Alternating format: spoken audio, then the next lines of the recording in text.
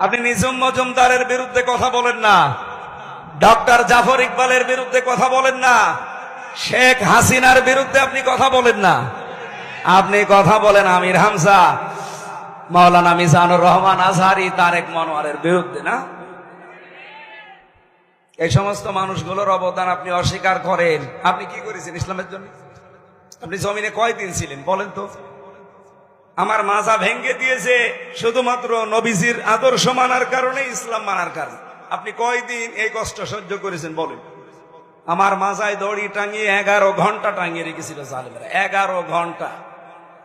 আমি ইশারায় নামাজ পড়েছি। পেশাব পায়খানার জন্য মাত্র 2 বার 2 মিনিট করে ছুটি দিয়েছিল। বলেন তো, মাথা নিচের দিকে পা উপরের দিকে 11 ঘন্টা এভাবে থাকা, আপনি কয়দিন থেকেছেন? আমার মাথার চুল থেকে পায়ের তালু পর্যন্ত 1 ইঞ্চি জায়গা বাকি নেই।